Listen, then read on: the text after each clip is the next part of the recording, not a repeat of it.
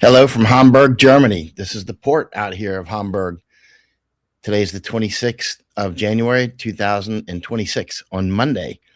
Last night, Masako and we wanted a quick break, so we went to classical music because we both love classical music.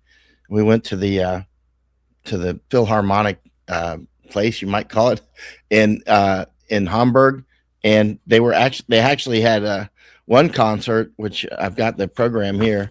It was actually for Jewish music, for chamber music, and we went to it. It was very interesting, very good music.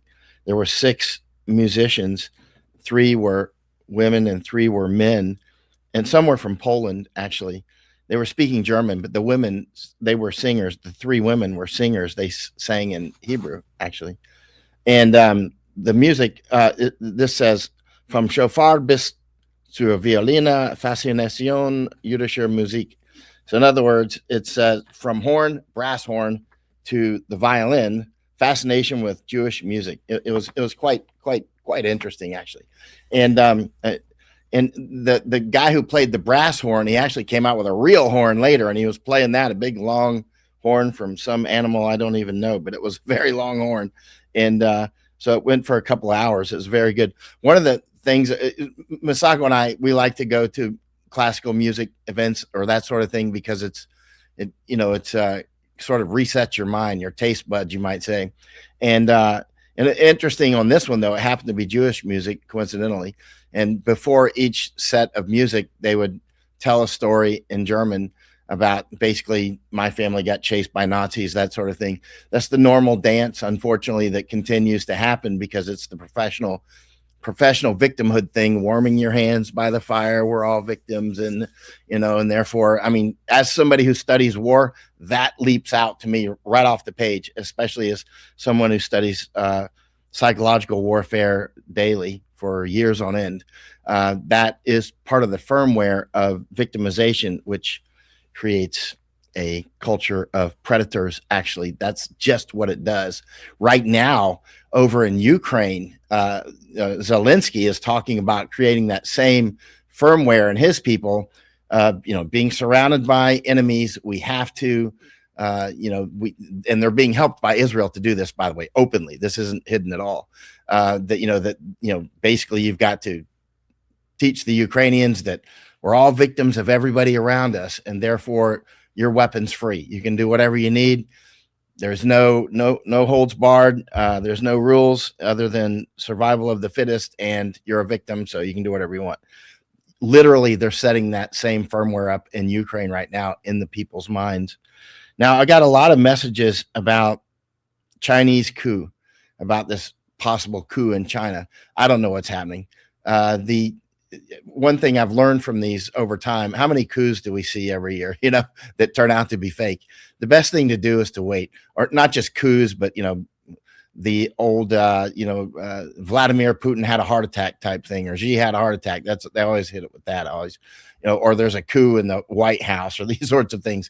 The best thing to do is don't waste time on it, because vast majority of these things will actually, when the dust settles, they turn out they're not true, and you will have wasted a lot of time trying to figure out if they're true or not. And it really doesn't make that much of a difference if it is. It doesn't make that. It makes a difference, obviously, in the long run, but it doesn't make that much difference in the next 24 hours if it's true.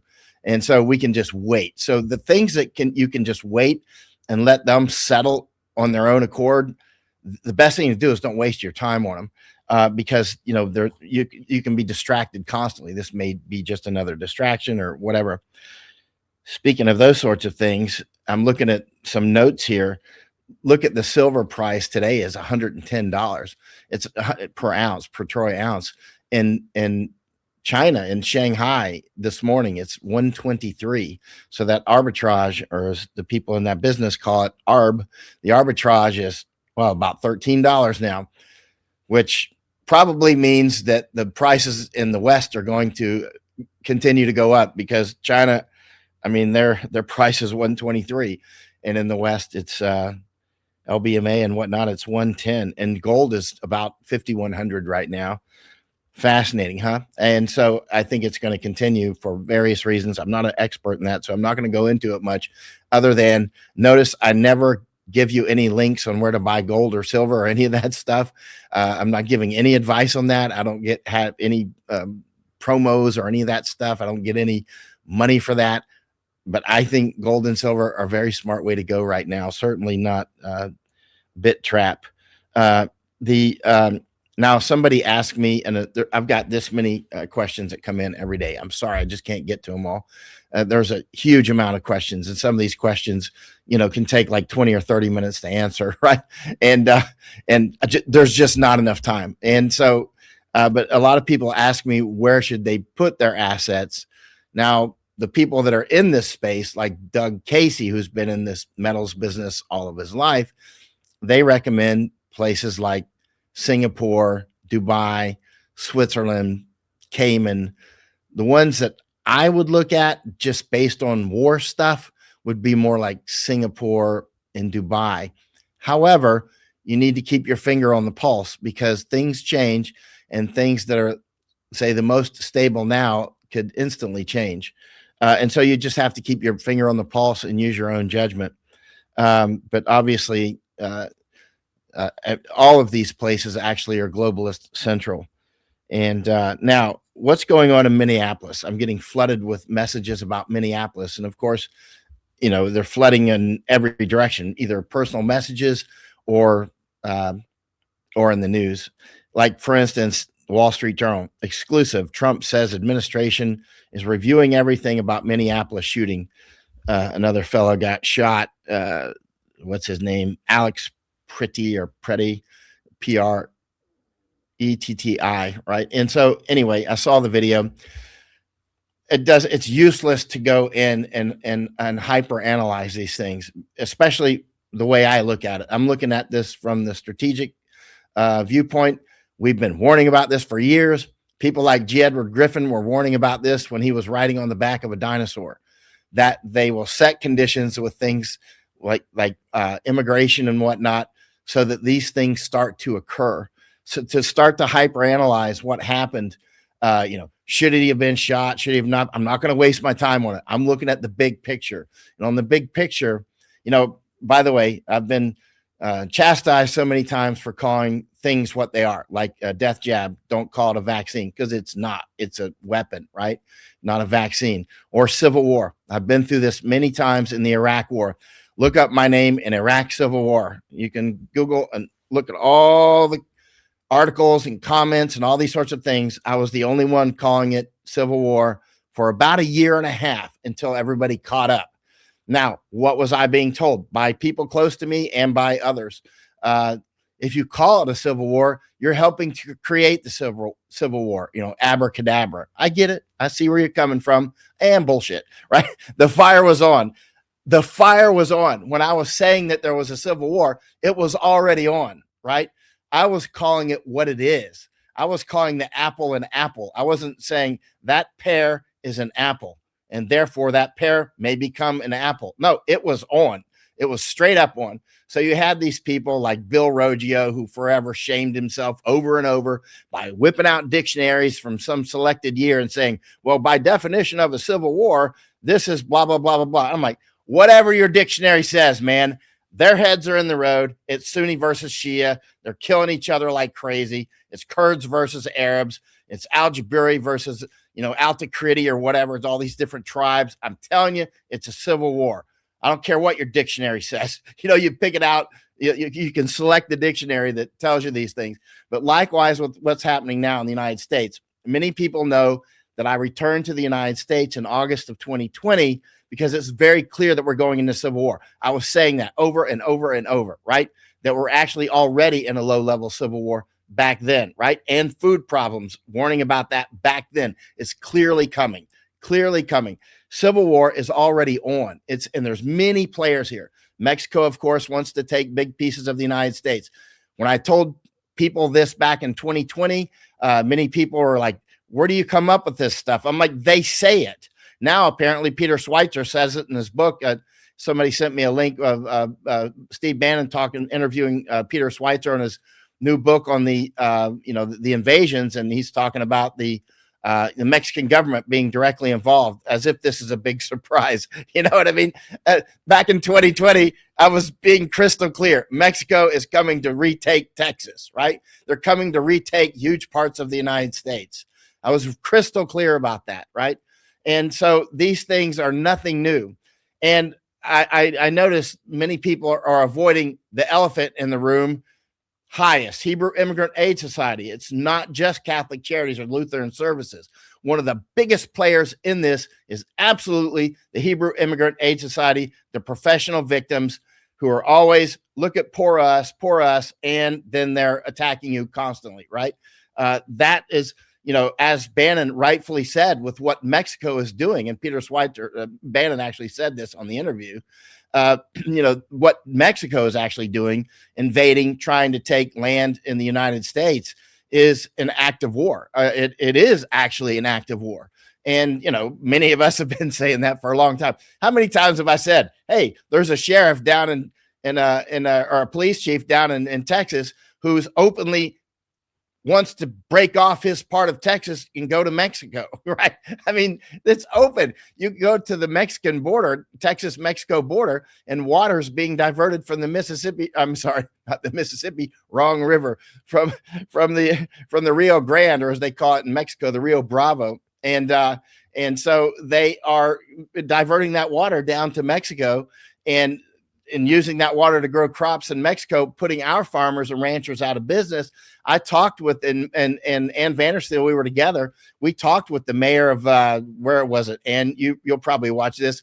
We talked with the mayor of maybe it was McAllen. We talked with the mayor of one of those towns down there, and he talked about how he's happy to put American farmers.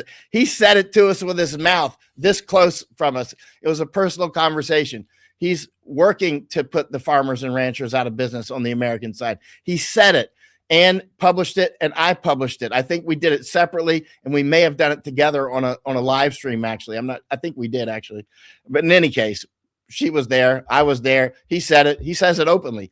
He's actually mayor of one of the border towns in Mexico. Israel, let's say the Zionists, and Mexico and China, they have inserted people into our government at all levels, right? Whether that's in Congress or intelligence agencies or whatever. It's a multiplayer game. It's not just the Zionists. It is Mexico as well. Mexico is hardcore on this. They're not the only ones. Many, but the Chinese are very good at it as well. So, and we're just stupidly open the borders. Go ahead. You want to run for Congress when you're clearly not representing the United States. Americans are like, okay, we'll vote for you. And so that same thing's happening in Netherlands, by the way. Same thing's happening in many countries. Same thing is happening in Canada. And the same thing is happening down in and Mexico itself, actually. It's not just Mexico doing it. It's happening to Mexico, right? Scheinbaum, president, right? I mean, it's happening in Argentina. Melekovsky, president, or, President Melekovsky, same name as Netanyahu. Netanyahu's name was Melekovsky. It was changed to Netanyahu, right? And the president down in Argentina is Mele, also Melekovsky, same family name. I don't know if it's from the same family. I don't know. But at the end of the day, this is a big game, and you cannot possibly understand it by hyper analyzing every local event, like spending 2 weeks or 3 months analyzing the Charlie Kirk shooting or whatever, and focusing on that, whatever she is that they called his wife, Erica, whatever her name is, right? I mean, she's clearly some sort of operation, right? It's obvious. So, okay, wrap it up next, right? And unless you're tracking it down and rooting out some of the people involved with her, that's a different story. But if you're just chit-chatting about it, it's a waste of time. If you're actually deep dive researching it to expose networks, that can be very useful, actually. Please do. And now, Minneapolis, the latest shooting, people are doing the normal hyper analyzing, whether the gun was functioning or whatever, who fired the shot, I don't know, whatever. At the end of the day, it's about setting conditions so that this will happen, right?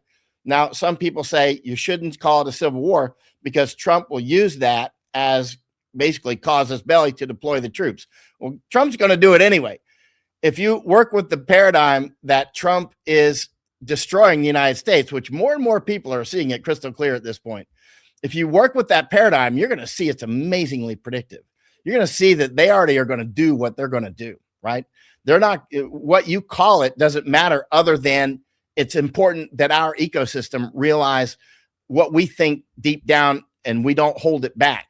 Because if we hold it back on these salient points, that's a lie, right? It can be a life and death lie. It's very important that we call it what it is. Trump is clearly destroying the United States. He's clearly working to destroy Europe, which is, Europe is doing a pretty good job of it itself. But, Trump is actually working, also destroying Japan.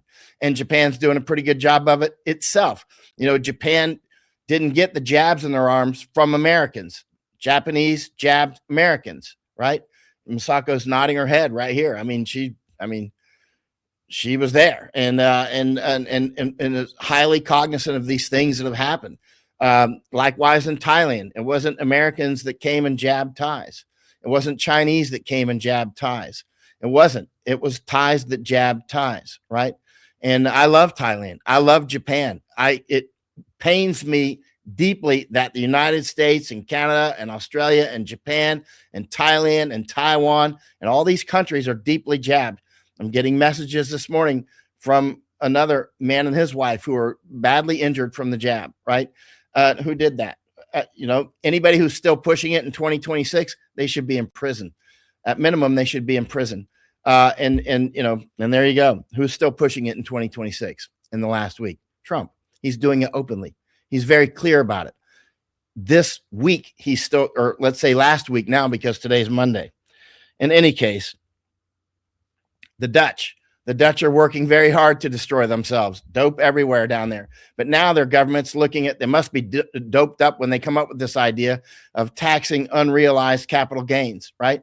In other words, if you have, for those who are not in the business world, capital gains are, let's say you invest in something, some oil company or whatever, and your stock doubles. They want to go ahead and tax that even though you haven't cashed out yet. That's absolutely insane. Only people that want to destroy your country will do that, or maybe somebody on dope, or somebody that's very stupid and never went to any school, never ran a business, or any of that sort of thing. That's absolutely suicidal. You might as well take a pistol and put it to the national head. That will spread. There are other countries through the years that have talked about taxing unrealized capital gains. It's a massive error. It's a massive error. Remember, money will fly to where it's treated the best. It will absolutely flee from where it's afraid and flee to where it feels the safest. It'll take the least of evils. Money will do the same, right? It will leave Netherlands. It will leave all of Europe. I mean, if Netherlands passes this, actually somebody, Ricardo from Solari Report, sent me that last night, as have quite a few others this morning, sending me this thing about the Dutch possibly, they might tax unrealized capital gains. It's just, you can't make up this stuff. That's like, again, playing Russian roulette with a 6-shooter revolver with all 6 bullets loaded. All 6 chambers loaded. Now, Iran, likewise, this war could kick off with Iran. The war is going, actually. I want to be very clear. The war is ongoing. It's not like it's, going to kick off. It's ongoing. But it could kick off much more kinetically at any moment, which, again, could end up with lots of rockets landing down on Israel. Keep in mind, nobody cares about Israel any more than they care about Gaza, right? They don't care. China, notice they're not saying anything about Gaza being cleared. They're not saying, hey, stop, or we're going to do something bad. Russia's not doing that either, because they want it cleared as well. Well, keep in mind, Masako found a book from 1942 where a Japanese officer is talking about how the different groups of people fight. He says Japanese will fight for basically every centimeter of land, right? They won't give up any land. And he goes on to describe Japanese characteristics of fighting. Americans, he said, fight for money, right? He said Russians are barbarians. They're basically just savages, is the way this Japanese officer in 1942 put it, that the Russians are savages. Americans fight for money, and Japanese will not give up any land. And he said the Chinese, they have a totally different way of looking at it. And this way is true. I can see it today. Before Masako even found that old book, she only found it a few months ago. Before she found that book, we were already describing this was the way Chinese fight because we had discovered it in our time. So that Japanese officer, we're like, wow, he saw it back then. So it's nothing new. The Chinese are like, well, if you invade us and you take us over, we'll just marry into you. We'll politically get involved with you. Well, hopefully you'll build up our place because eventually we'll get it back, right? We'll just marry into you, the structures, and sooner or later we'll take it. If we invade you, we're going to marry into you. If you invade us, we're going to marry into you. We're going to grow into you. As you know, that Honduran general told us when Masako and I had dinner with him in Honduras. He's like, you know, the Chinese are not going to just come attack everybody. They will become you, right? And that is actually what a PLA officer told me in Taiwan. Face to face. I didn't misstate that. A Chinese officer was in Taiwan, and I talked with him at length. This is a Chinese military officer that was in Taiwan, not Thailand. I know what I just said, right? I know it's upset some military officers before Americans when I said this. They're like, that's impossible. But actually, it was 100% true. And he told me the same thing. He said, you expect that we're going to attack, you know, Taiwan and whatnot. But right now, we're just becoming Taiwan. He said exactly what that Honduran general told us in Honduras, right? Use almost exact same words. We will just become Taiwan, right? It's like, and so that's what they're doing across Canada and the United States now. And they're working on that in Argentina. So are the Zionists actually, because the Zionists do the same thing. And he's working, actually Jews will do the same thing. Some subset of Jews, there's different tribes that behave in different ways. So it's, you can't say Catholics do one thing, and because Catholics come in many species, as do Jews, right? But some subset absolutely do the same thing. Same with Chinese. Some Chinese subsets don't actually do that, and some do, right? But the ones who move overseas some will remain at Anthro-Insula, human islands, and they don't actually intermarry much. Some do, and some don't. Like when you go to these Chinatowns that are more Chinese than Beijing, more Chinese than Shanghai. I mean, I've been to a lot of Chinatowns in the world, and I've been to Shanghai and Beijing numerous times, and a lot of other Chinese cities. Some of these Chinatowns, like in Chiang Mai, Thailand, or Chinatown in Bangkok, those are more Chinese than China is, right? And you go to Taiwan, many Chinese will actually joke, if you want to go to real old China, you go to Taiwan, because Taiwan is more like old China was than China is now, than mainland China, right? And so now what I'm getting to with all that is that they have different ways of fighting, and China is moving in, and they are moving in like a tide. They just move in. Now let's go back to Gaza. That's what I was talking about when I went down that river branch of thought, is that China, you look at Trump with this real estate deal there in Gaza, and Hamas is still fighting it out. Allegedly, I don't know, but Israel needs to clear that out, right? If anybody's, so they're using the casus belli or the excuse that they have hostages. We don't know that. Israel lies constantly. They lie about everything. October 7th clearly was a setup. So obvious. USS Liberty, they attacked our ship, right? It's still covered up, even though everybody knows it, right? October 7th clearly was a setup. And yet they just pretend like, okay, let's pretend that the plastic guy over there is actually a real guy, right? You know, okay. So according to plastic guy, you know, there are still hostages in there, so we have to go get them, right?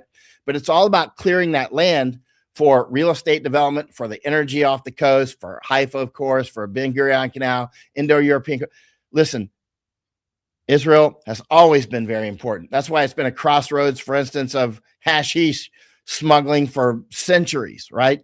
You can read it in old books, like some that we have in our personal library in Japan, that Masako and I have. They talk about how that area, Palestine, was a big, you know, crossroads of hash, cannabis, right? And it still is. It still is. And you see, I've never seen people smoke more dope than Israelis. Maybe they're up there with Bob Marley. I mean, it's a crossroads. They're also under attack.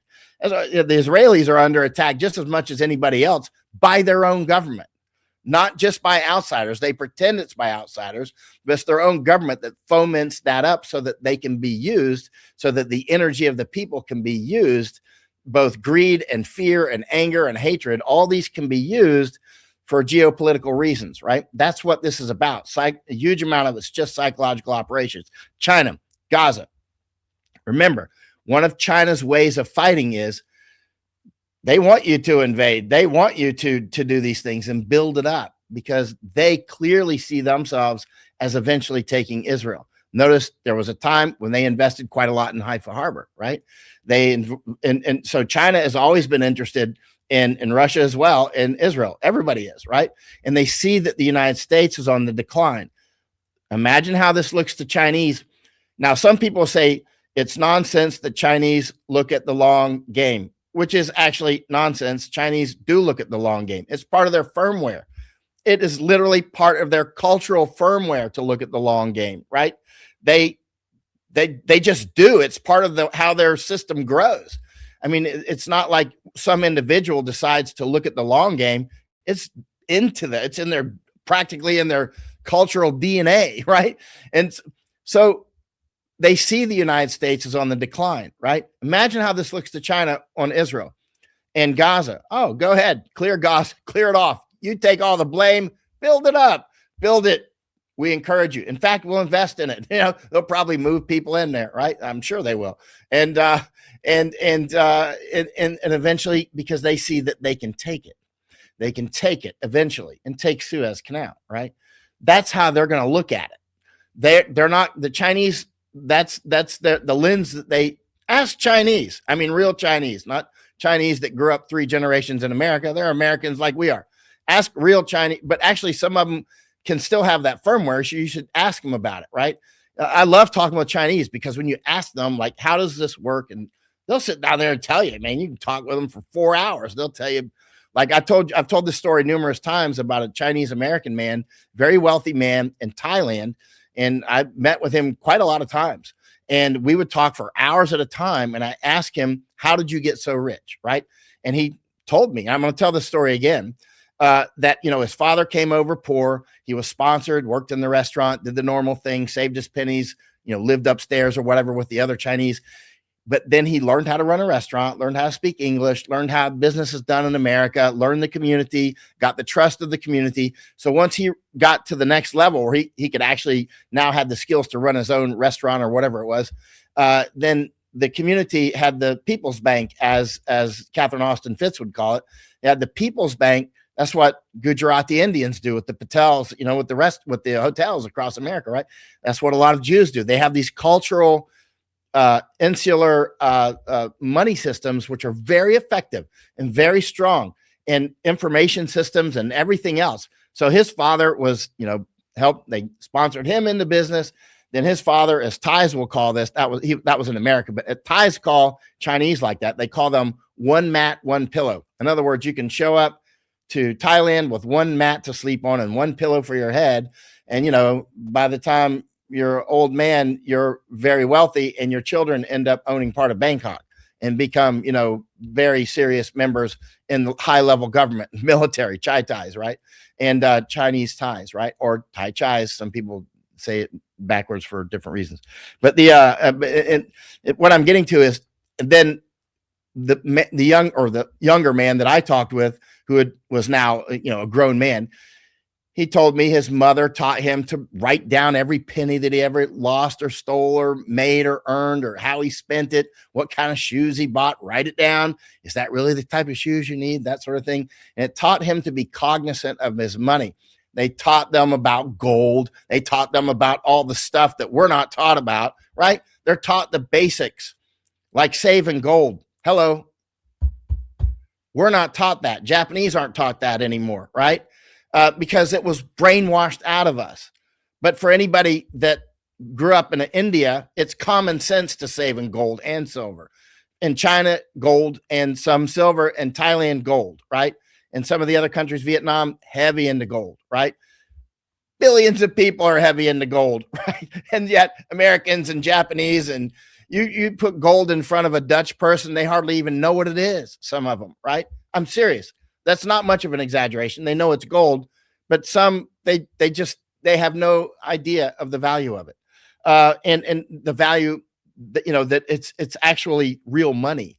And in any case, now when it comes to Iran, as you can see, nobody cares if Israel lives or dies. In fact, most of the countries, I think, want Israel to die. And it looks like the Israeli government wants Israel to die the way that they're behaving. But that land will still be there, and it will be fought over, just like Panama and just like Denmark. The Danish people better pay attention. You're sitting on the Danish Strait. That's one of the most important places on earth. If you cannot defend it, it will be taken from you. It's just a matter of time, because everything's always evolving. Things are constantly changing. If war breaks out with Russia and Germany's doing something bad to Russia, expect hypersonic missiles coming right here, right into Hamburg, where we're at right now. Expect, this place could be blown up, right? I'm not expecting it today, but if they get into a big war with Russia, this place could end instantly, right? Or they could use hypersonic missiles to set key facilities on fire. Keep in mind, this is 2026. Many of the chemical companies, such as BASF, Masako and I have been there twice. We toured it once, 14 days before Nord Stream was destroyed. Masako and I were warning about it. We're specifically here because we think Nord Stream, something may happen to it. We didn't expect it to be blown up. I thought it would be like a firmware attack or something. I didn't know. But anyway, they blew it up. And so, but look at BASF in Ludwigshafen, Germany, on the Rhine River. One hypersonic missile into that place, it's 10 square kilometers. It's the most, look at it on Google Earth. Look at that plant. Look at BASF. Look at that plant. One hypersonic missile into that, you're going to have to clean out that whole town and all the towns downwind from it. That would be a massive chemical spill. Keep in mind, it's not just fire these days. It's all these chemicals and these plants and the plumes of toxic smoke. You'll have to clear out entire areas of the country, or, watch people die later of cancer or whatever, right? So, we don't want these wars. It's absolutely insane. Obviously, the Zionists are pushing hard for wars. They want to clear out Ukraine as a second Israel. They're very clear about it. Anybody who's still calling that a conspiracy theory, click them off. There's no time for them. They're jokers, right? Or they're part of it, actually, in which case you might want to listen to them. But they're either part of it or they're jokers. If they're jokers, tune them out. If they're part of it, you might want to listen, because you can get an indicator of what they're trying to divert from or whatever. But so in any case, when it comes to Gaza, when it comes to Israel, you can see that the Chinese are happy for Trump to get it and build it up. The Russians will be happy to see Trump continue to alienate every European on the planet against the United States and Asians, because it's isolating America. A lot of Americans don't realize that America is not the country of the 1940s and 50s. It's just not that country anymore. It's just not. That's very important. Read Sun Tzu if you haven't, right? Know yourself and know your enemy, right? If you don't know yourself and you don't know your enemy, you will lose every battle. Read Sun Tzu. If you know yourself and you know your enemy, your chances of prevailing in battle are very high, right? But if you don't know yourself, but you know your enemy, it's like 50-50. What did Sun Tzu say? I don't remember his exact words. If you know yourself, but not your enemy, again, roll the dice. But if you know yourself and you know your enemy, then things are much, much different. Most Americans don't know much about America, even though they've never left. They don't know much about what it's like down here. They don't know what it's like downrange in China. They don't know at all. They have no idea. They don't know themselves or their enemy. They think that this is World War II, and Americans still think we won World War II. They don't actually realize that the people who fought the most were Russians. It was Polish. It was Germans. It was other people. A lot, British, obviously, different sides. Obviously, we haven't even declared war since the 1940s. The last people we declared war on were what? Bulgaria, Romania, Albania. Was that the ones? Was that 1942? That was the last time we declared war, right? In that time frame, right? We haven't even declared all these other wars we've been in. We haven't even declared them. And we've been going against people that are a lot less powerful than us. Meanwhile, we've got Mexico, we've got Zionist, we've got Hebrew Immigrant Aid Society, we've got China, we've got all these different groups demographically invading us, right? And getting into our governments. They're doing it across Europe as well, right? We've got half of Africa coming into some of these places, right? That's some exaggeration, but you get the point. Actually, if you look at Anthony Rubin's interview with Tucker Carlson, I want to recommend it again. Anthony Rubin, Misako and I were with him and his brother in Guatemala and in Panama, and I've been across most of the border with Anthony, from Texas to San Diego and a lot of other places. Anthony and his brother Josh have become what I call non-bullshittable on the border. It's like at a certain point in the Iraq and Afghan wars, I reached a point of my knowledge of the wars where generals couldn't bullshit me anymore. Where actually I knew a lot more about what was going on than some of them. I could tell by the things that they were saying and doing, right? Because I'm out on the battlefields all the time. I'm out in the villages all over the place, not in just, Baghdad or whatever, or Kabul, right? I'm actually they're watching all the intel reports and stuff. I'm out. So they're watching what somebody writes down on the charts. And, I've been in many of their strategic briefings at Kabul or whatever. And in Baghdad, all the TV screens, everybody does the morning bubs and all the briefings. But I'm out there taking the pulse.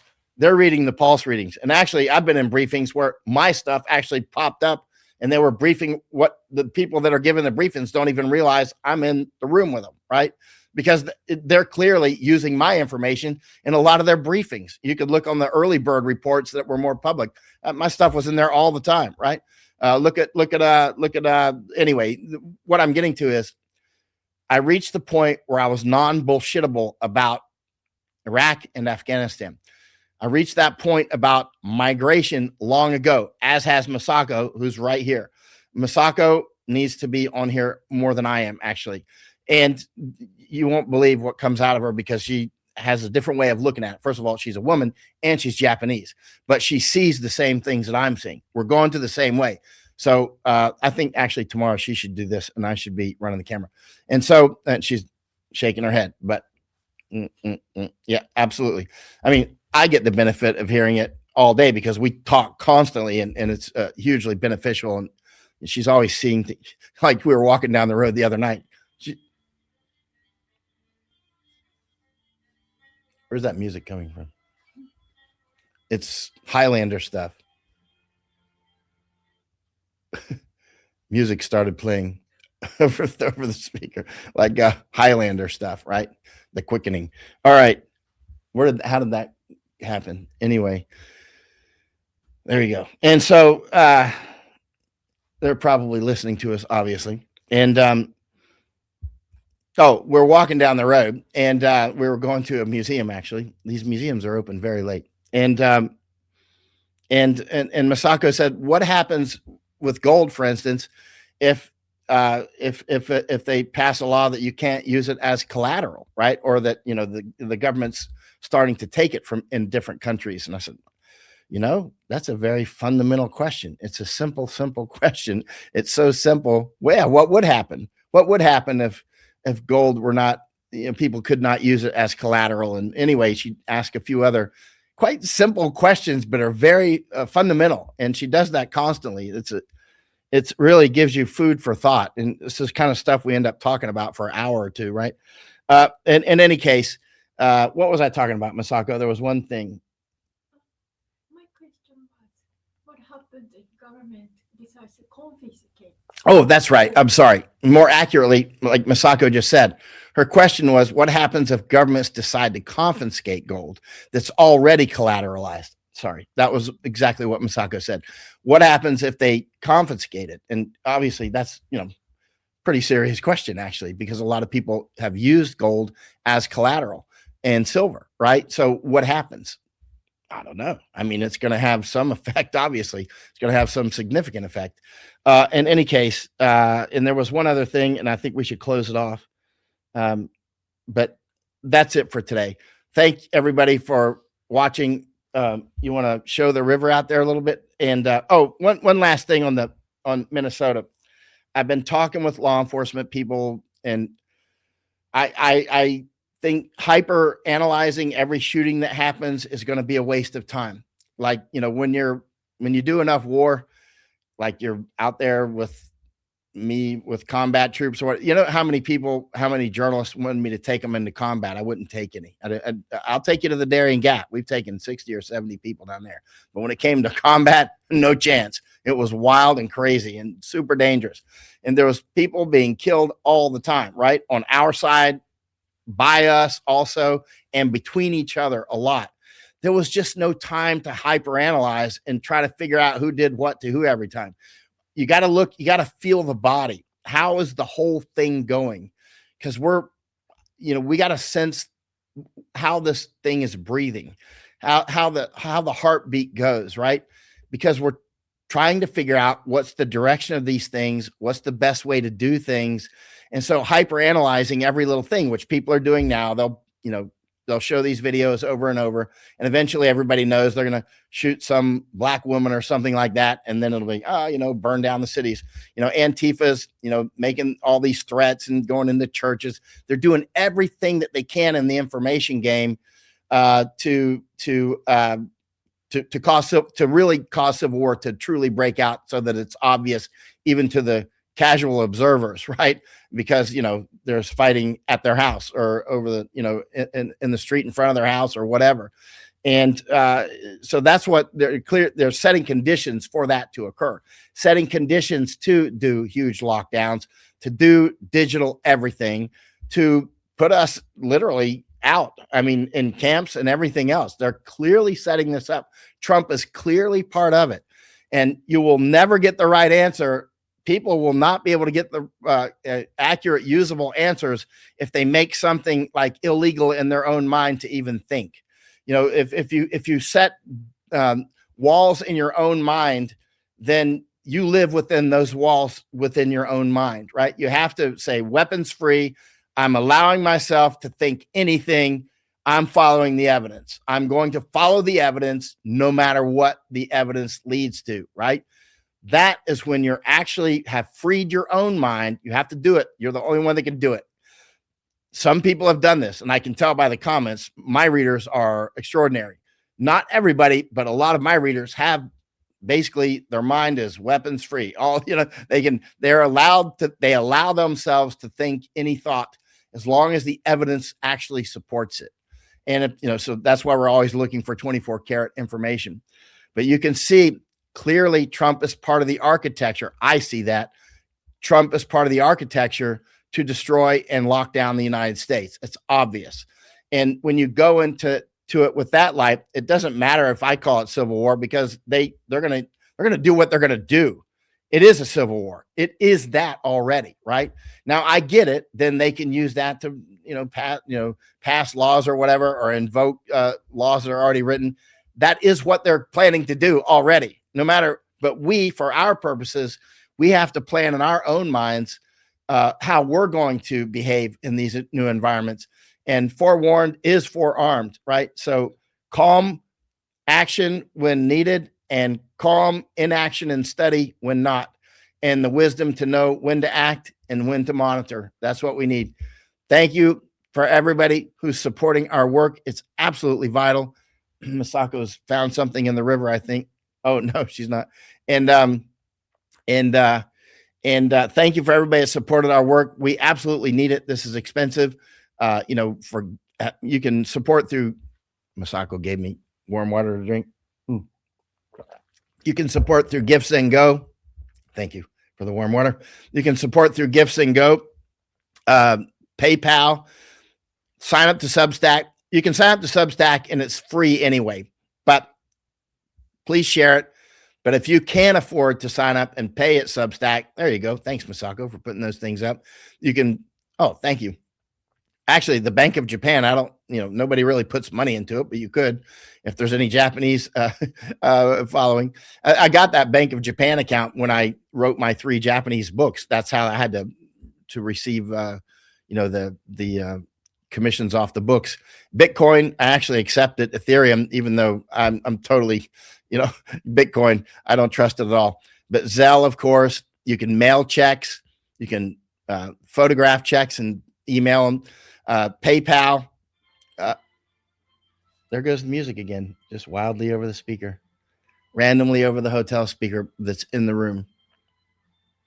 Anyway, they're trying to tell us something. Oh, please go to my website and yeah, or go to my Substack as well. My Substack is, Big Honey, or this is where a lot of people are already seeing it. But go to my Substack.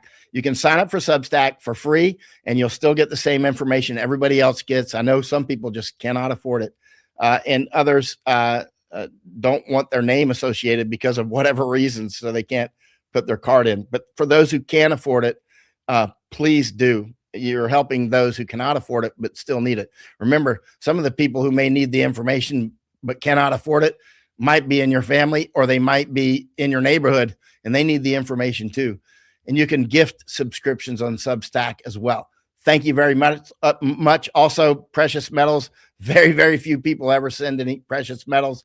But if you want to do that, send me an email and I'll tell you how to send them. But my email is michael.yon@protonmail.com. Please be circumspect on messages. Like, in other words, no chit chat, please. There's too much going on. And some people will send like 10 messages in a day, and I just can't do it. At some point, none of them get read, actually. So it has, you got to be very circumspect on the messages. Be very thoughtful, succinct, and keep in mind how it looks to me. The messages come at my screen like raindrops during a storm. So please keep it right to the salient information. Thank you very much, everybody. Again, my email address is michael.yon@protonmail.com. That goes straight to me. Any spam gets blocked instantly, and I never unblock once I block. So in other words, no nonsense at all. All right. Thank you. Thank everybody for the support. We greatly appreciate it. Don't waste time hyperanalyzing the coup in China. Let's see what happened.